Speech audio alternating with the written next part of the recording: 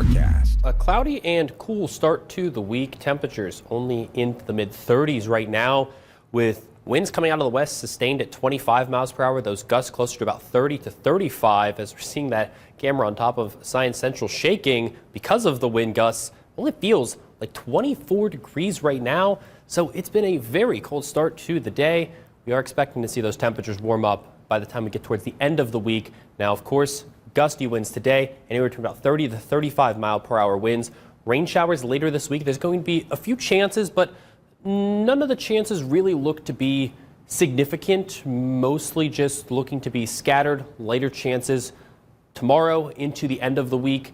But as we see rain showers arrive, temperatures also expected to warm up for the weekend. So even though it is going to rain, we are expecting to see those temperatures back up at least into the 50s and 60s come the end of the week and the weekend. In terms of those wind gusts, as we go throughout the afternoon, anywhere between, again, that 30 to 35 mile per hour range, maybe an isolated gust close to about 40 miles per hour can be seen. But outside of that, we're not really expecting to see much more from these winds, at least throughout the rest of the day. So it will be gusty, not to the point where any of these gusts are expected to be dangerous.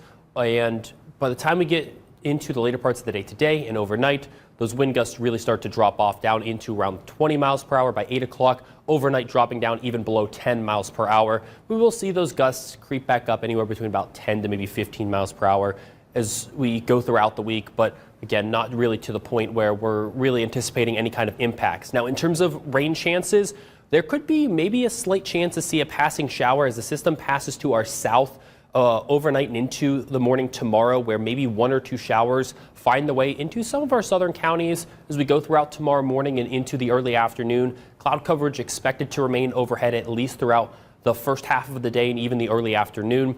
But we're really not expecting to see much. Most of the area will remain dry as the system does pass to the south.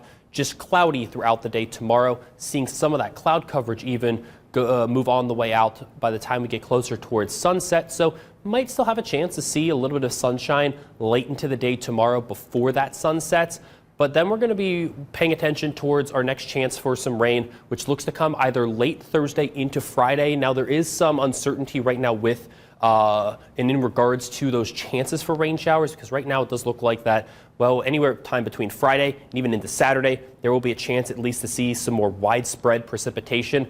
But there is that uncertainty in terms of our models. Right now, we're kind of eyeballing two that, well, one suggests maybe not much rain at all come about 5 o'clock Friday night, whereas our other one that I just showed you suggests a lot more widespread chances for precipitation. So it's definitely going to be something that we're watching and going to see how these models start to iron themselves out as we get closer towards the end of the week. But right now, we're not really anticipating any kind of precipitation until at the very earliest, late Thursday night into Friday.